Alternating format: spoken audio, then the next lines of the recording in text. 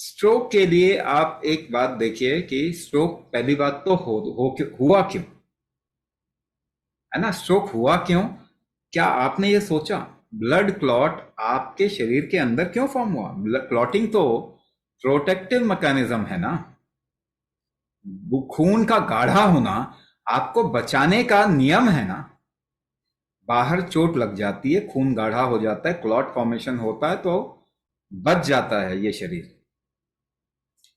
तो रिस्क जब भी होगा क्लॉट फॉर्मेशन होगा, इन्फ्लेमेशन होगा, वहां क्लॉट फॉर्मेशन। मगर शरीर के अंदर ऐसा हमने क्यों रिस्क क्रिएट कर दिया कि खून गाढ़ा हो रहा है, क्लॉट फॉर्मेशन शरीर के अंदर ही हो रहा है? एक कारण केमिकल्स से बॉम्बार्ड करना है अपने बॉडी को। जितनी दवाइयां हम खा रहे हैं बचपन से, सभी स्ट्रोक और अटैक, हार्ट अटैक इस तरफ जा ही रहे हैं। तो आप देखेंगे कि यंग एज में हार्ट अटैक बहुत ज्यादा बढ़ जाएगा अगले 10 सालों के अंदर, और हम इसे रोक नहीं पाएंगे। इसे रोकने का केवल एक ही तरीका है कि अपने बॉडी का टॉलरेंस बढ़ा लीजिए, और कोई तरीका नहीं। टॉलरेंस किसी दवाई से बढ़ती नहीं है, अच्छे भोजन से बढ़ती नहीं है। तो आप डाइट डाइट वगैरह अच्छा खा लोगे, हाँ, कोई मेडिसिन ले लोगे, चाहे वो केमिकल मेडिसिन हो चाहे वो आयुर्वेदिक मेडिसिन। केमिकल मेडिसिन के कारण तो हो ही रहा है, वही रिस्क है, उसी के कारण खून गाढ़ा हो रहा है बॉडी में। फिर स्ट्रोक हो गया। अब स्ट्रोक हो गया तो दवाई क्या दी जाएगी? जिंदगी भर ब्लड थिनर, ब्लड प्रेशर की दवाई, ये सब चीजें अब दे ही दी जाएंगी, स्टैटिन। यानी कि शरीर जो है धीरे धीरे इस हालत में पहुंच जाएगा कि वो कोई काम नहीं कर पाएगा। तो आप स्ट्रोक का किसी भी पेशेंट को देखिए, उसकी लाइफ की क्वालिटी ऑलमोस्ट खत्म हो जाती है। किसी तरीके से वो इंसान जी पा रहा है, मगर उसकी लाइफ पे, उसकी बॉडी पे कोई कंट्रोल नहीं है। अब बताइए करना क्या है फिर? सोल्यूशन कहां पे है? क्योंकि हम तो हमारे पास में आते हैं ऐसे बंदे ना, पैरालिसिस वाले बंदे, जो कि उनके सेंसेशन 95% से ज्यादा वापस हो जाते हैं, ठीक हो जाते हैं, उनका कंट्रोल अपनी बॉडी पे अच्छा हो जाता है। हाँ, drop foot, myasthenia gravis, lockjaw, इस तरीके के जो टेनिस एल्बो, फ्रोजन शोल्डर, ऐसे बंदे आते हैं और ठीक हो जाते हैं। क्यों? क्योंकि हम दो तीन काम आपको मैं बता रहा हूं जो करने की जरूरत है किसी भी स्ट्रोक के पेशेंट को। पहला पहला काम बॉडी का टॉलरेंस बढ़ाना है। टॉलरेंस बढ़ाने से क्या होगा? रिस्क कम हो जाएगा बॉडी के अंदर, आगे कोई भी खतरा का जो चांस होगा वो ड्रास्टिकली कम हो जाएगा, बहुत कम हो जाएगा। अच्छा, टॉलरेंस कैसे बढ़ाएंगे? तो टॉलरेट करना, जरा इसको समझिए। 10 किलो का वेट अगर आप उठाते हैं तो टॉलरेट कैसे करते हैं? झेलते कैसे हैं इसको? उठाते कैसे हैं? आप सांस रोक के उठाते हैं। ट्राई करके, एक्सपेरिमेंट करके देखो। आप लोग बुद्धिमान लोग हैं। प्रॉब्लम यह है कि आपने कुछ पढ़ लिया है इधर उधर, इस वजह से आपके दिमाग में कुछ कुछ कुछ कुछ आ गया। मगर अगर अपने विजडम, समझदारी का इस्तेमाल करेंगे तो भारतीय सबसे समझदार लोग होते। तो अपनी बुद्धिमानी का इस्तेमाल करें। 10 किलो का कोई कोई भी वेट उठा के देखिए कैसे उठाते हैं, सांस रोकते हैं। अगर यही टॉलरेट आप सांस रोक के कर रहे हैं, जो आपका आपको 20 किलो टॉलरेट करना है, तो क्या करना पड़ेगा?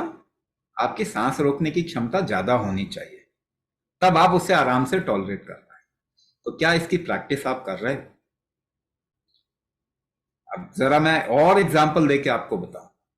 कहते हैं शुगर लेवल अच्छा नहीं होता ब्लड में, मगर 200 ब्लड शुगर लेवल के 10 पेशेंट इकट्ठे कर लीजिए, क्या सभी को सेम प्रॉब्लम होती है?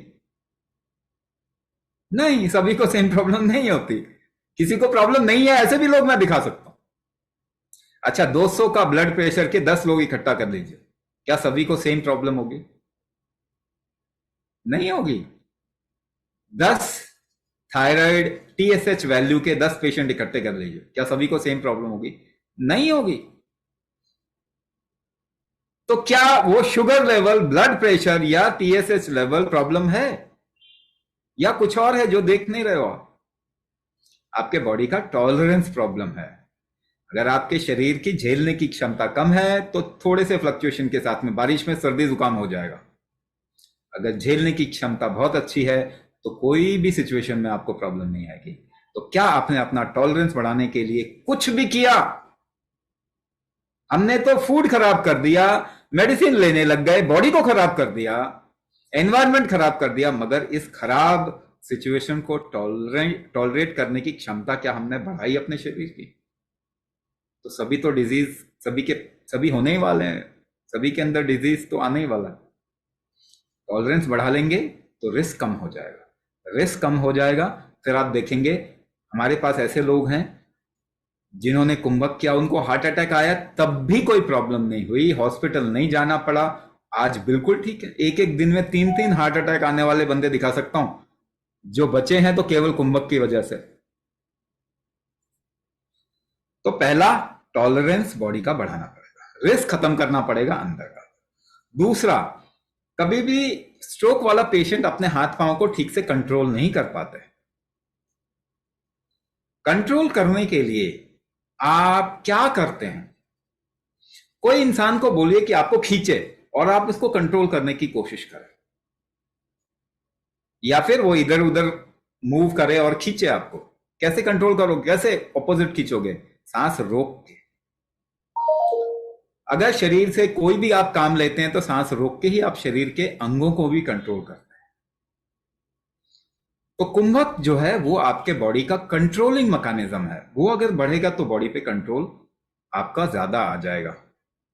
तीसरा फैक्टर, आपके शरीर के अंदर स्टेम सेल्स होते हैं जो हमेशा अवेलेबल होते हैं किसी भी ऑर्गन को ठीक करने के लिए।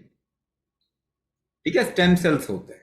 तो जैसे न्यूरोपैथी है तो नर्वस सिस्टम को वापस रिवाइव करने के लिए, रीजनरेट करने के लिए स्टेम सेल्स ब्लड में घूम रहे हैं। उनको ट्रिगर चाहिए, उनको सही ट्रिगर चाहिए, उत्सुकता सही। अगर ट्रिगर हम डाल देंगे तो वो आपके ऑर्गन्स को रीजनरेट और रिजुवनेट कर सकते हैं। मगर अंदर कैसे ट्रिगर डालोगे शरीर के अंदर? उसका तो एक ही तरीका है, सांस रोक के आप ट्रिगर दे सकते हैं। आप सांस रोक के, अगर एक फॉर्मूला हम आपको बताएं तो वो फॉर्मूले से आप सांस लेंगे, रोकेंगे, छोड़ेंगे तो लिवर रीजनरेट होना शुरू हो जाएगा। दूसरे तरीके से किडनी रीजनरेट होना शुरू हो जाता है। तो ये प्रोग्राम एक होलिस्टिक तरीके से डिजाइन किया गया है जिसमें आपके मैक्सिमम ऑर्गन्स को रीजनरेशन का फॉर्मूला दिया गया है।